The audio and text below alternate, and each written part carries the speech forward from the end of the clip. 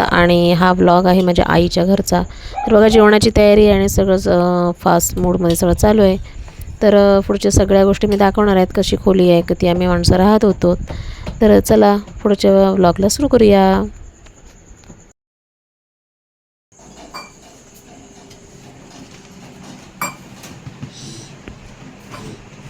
तर hi hello नमस्कार, कसे आहात सगळे। तर ही जुनी खिडकी आहे आमची आणि हे सगळं नवीन काम केलं आहे लाईटचं वगैरे। आणि ह्या भिंती पण मातीच्या आहेत, पण त्याला प्लास्टर करून काम केलं आहे। तर हे माझे पप्पा, हा फोटो ब्लर झाला आहे, आणि ही माझी बहीण जी देवाघरी गेली। आणि हे सगळं इथे बघा, इथे हा किचन रूम आहे। इथे आई माझी बघा जेवण करते, आणि हे देवाचं तिकडे आहे, इथे मला देवाचं दिसेल। आणि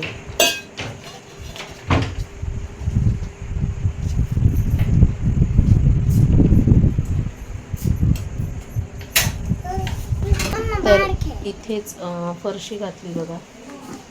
पूर्ण शेणाची जमीन होती, शेणाची जमीन असल्यामुळे बघा हा जुना दरवाजा आहे। तर बघा जेवणाची तयारी, सध्या मासे आणले होते, तर आम्ही माहेरी आल्यापासून मासेच आहे तिकडे, कारण मुलांना मासे पाहिजे। आणि इथे काय त्या आईकडे आल्यावर मासे महाग मिळतात। माझ्या गावी म्हणजे सासरवाडीला मासे तसे स्वस्त असतात।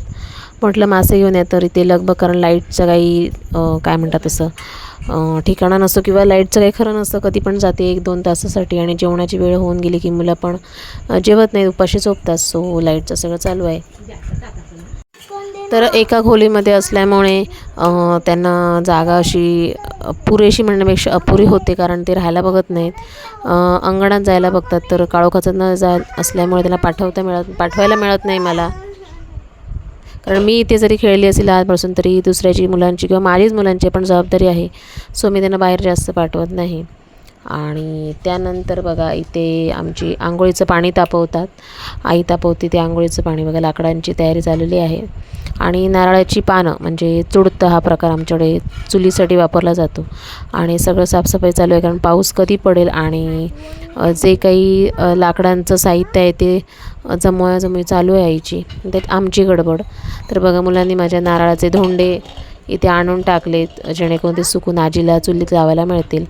सो बघा ह्याचं देवाला बत्ती लावताना नाकाला बघा चमकते, ते अगरबत्ती लावली त्याने, आणि त्याला माहितीच नाही।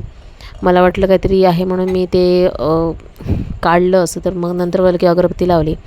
तर इथे तिथे संध्याकाळचं रुटीन चालू आहे। आंघोळ करून तिने बत्ती लावून आईने माझ्या जेवणाची तयारी केली। तर आवडल्यास नक्की लाईक करा, शेअर करा, सबस्क्राईब करा। तर भेटू नेक्स्ट व्लॉगमध्ये, बाय।